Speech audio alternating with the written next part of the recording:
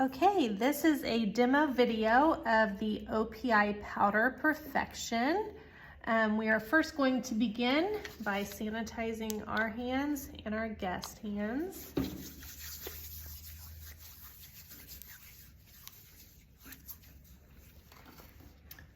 All right, the next step is we are going to go ahead and shape the free edge according to their desired shape. And what would you like yours to be? Swivel. Okay, so swivel, we're gonna go ahead and be sure to file from the outer corner to center, outer corner to center.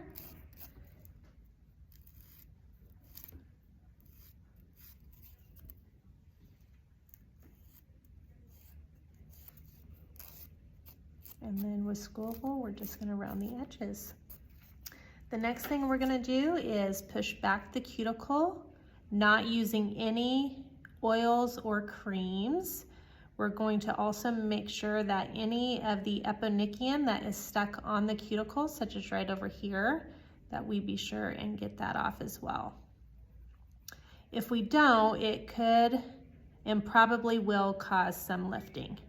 So once we get that all off, we're now going to etch. We are going to use the 180 grit zebra file and not the buffer. The buffer is going to smooth it a little bit too much, so we're gonna go ahead and etch with the zebra. The nice thing about etching here, it also helps me remove any of that eponychium that is stuck on her nail bed. When I etch, I'm not gonna over etch, just enough to remove the natural shine. And I am etching in the motion as her finger is growing. So I'm not going this motion, I am going vertical. So once I have ensured that all of the shine has been removed, I will then take a manicure brush and remove all the excess dust. Once that has been removed, I'm going to apply one coat of the Band-Aid, keeping the Band-Aid just on her nail plate.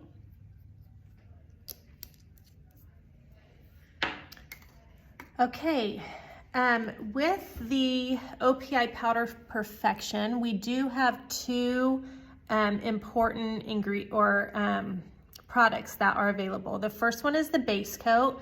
The second one is the activator, and the third one is the color. And then we also have the clear color that you will need as well. So those are all of the supplies that you will need in order to get started. Unfortunately, the base and the activator both are pink, so please make sure that you're reading the label before you get started. Hopefully our front desk also have labeled the top with the number 2 so that you are able to see the difference. So we are going to start with the base coat first. When you apply the base coat, anywhere you put the base coat is where the dip is going to go. And so we want to be sure that it is not on the skin. And I'm actually going to do, we're gonna portion some of this into a dip cup, because this, we do not want to contaminate the remainder of this product. So I'm gonna keep that close. The first coat of base, I am going to leave just a tiny, tiny bit away from her cuticle. Probably about, I would say about 1/8 of an inch. So I'm gonna come here and apply. And you do need to apply this rather quickly as it dries pretty quick.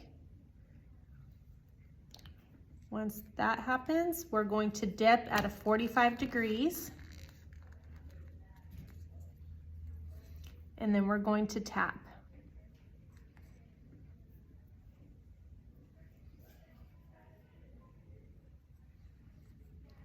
Okay, once that happens there, we're gonna let that sit and proceed to the other 9 fingers.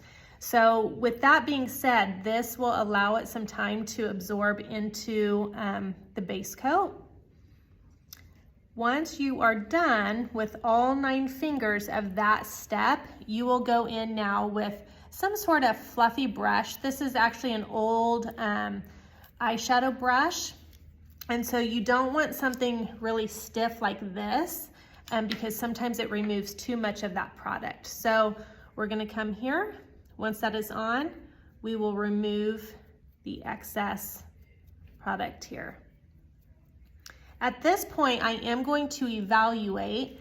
Obviously, the next layer, we're gonna go closer to the cuticle. The reason why we do leave that a little bit away is because we don't want it to get too thick at the cuticle area. Also too, if you'll notice, I need to go closer here with my base coat and a little bit closer on this side. On dip, you do not have to cap the end, so you don't have to worry about that. So I'm gonna go ahead now and go back in with my second layer of base, going to her cuticle, but not on it.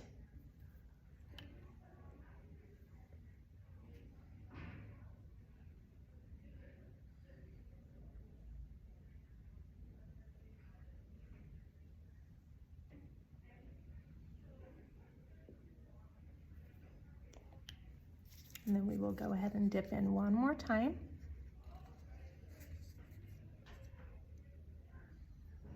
Going closer to the cuticle area.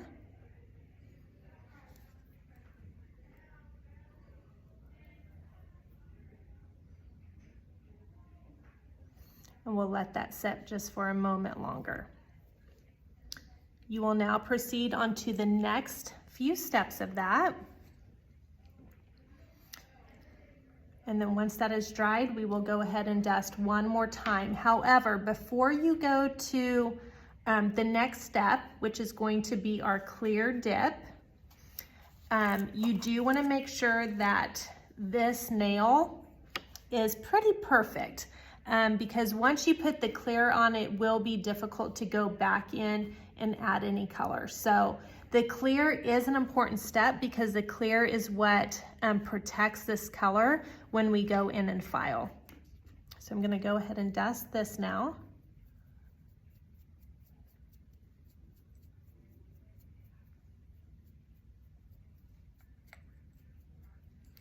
Now, as you can see, I don't know if you can see on here, but there is a little bit right there that I want to get a little bit closer. So I'm going to go ahead and apply one more tiny bit right at that cuticle.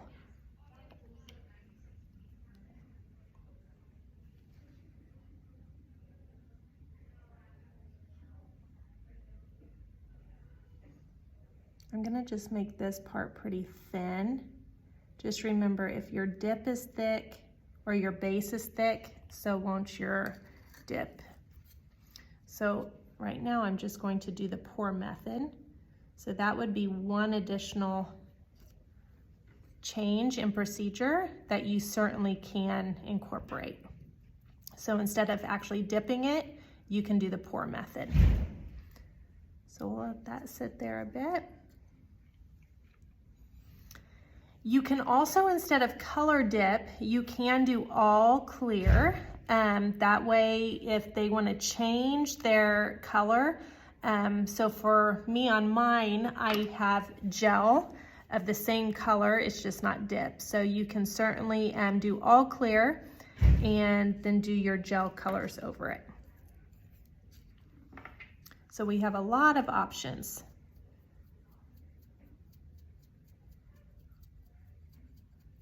Okay, now that that is done, we're gonna go ahead and go onto our clear. The clear is just one layer. We're gonna go ahead and go all the way from the cuticle to the free edge.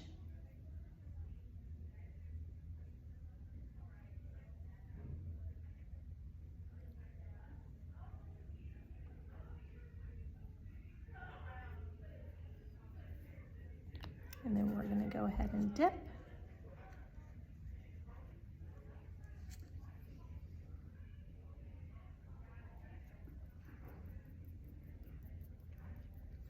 And as you can see, it kind of, at that point, it kind of makes that color a little bit cloudy. Don't worry about that whatsoever. Once we dust, once we do our accelerator and then file, it'll have that brightness back to it as it did previously.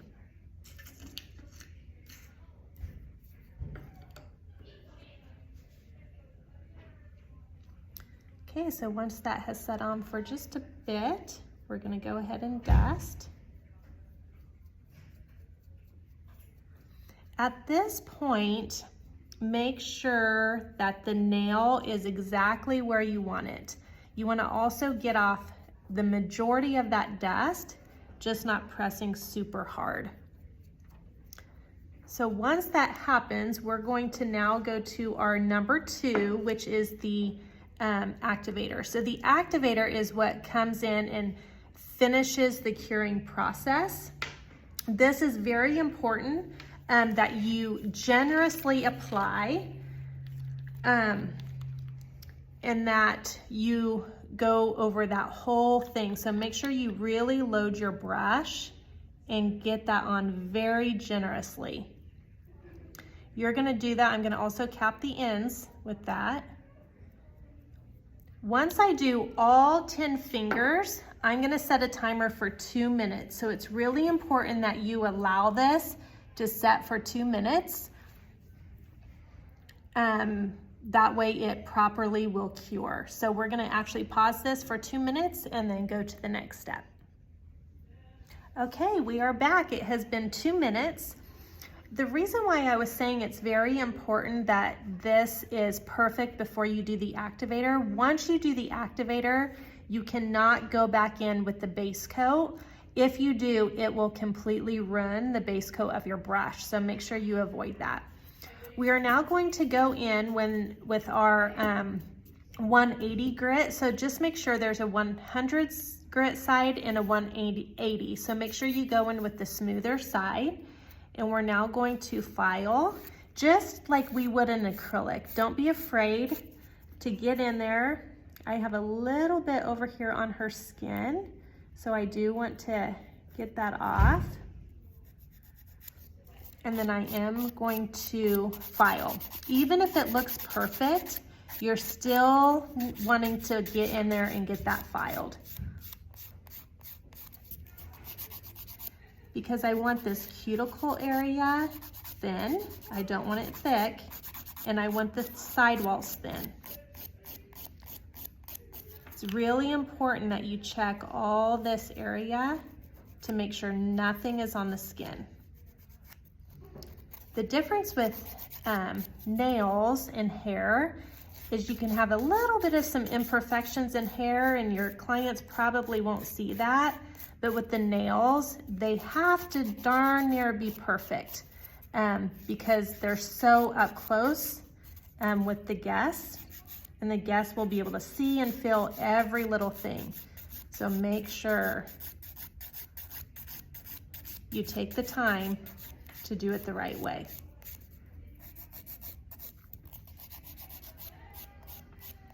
So once we get this filed, we've got the cuticle thin.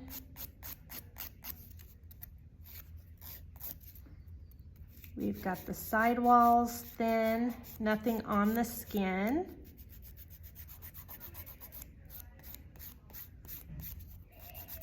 We then want to go ahead and buff. If you're going to add just a top coat, so for me today, I do have the A+ top coat, or whatever top coats that we have on our back bar is fine. But sometimes the guests like a gel top coat, which will be a little longer lasting. If that's the case, if they're gonna do a gel top coat, don't over buff this, because if it's way too smooth, sometimes the gel won't stick. So we're just going to, because I'm using a regular polish, I'm gonna really buff that. But if you're doing gel, just a little bit will go a long way. If you're doing gel, you're gonna follow through with a base and then the top coat. Okay, so now that I have that buffed, I am going to remove the excess dust, and then I need to follow through with one more generous coat of activator. So very generous, capping that as well.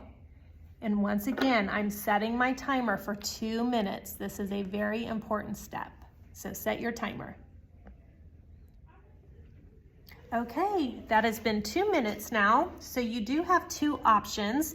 You can have your guest go wash their hands with soap and water, or you can just take a gauze pad with like some polish remover, because sometimes there's a lot of dust and you just want to go ahead and cleanse that before you go on to either gel or your regular just base coat and top coat. So we are completed at that point. I'm going to go ahead and just switch this so that there's no dust. I would highly recommend that step, but you can kind of see how it's kind of starting to, I don't know, like it's not shiny and bright. Once we add the top coat though, that will come back. So we're going to go ahead and do top coat. And like I said, I'm using just a regular polish top coat.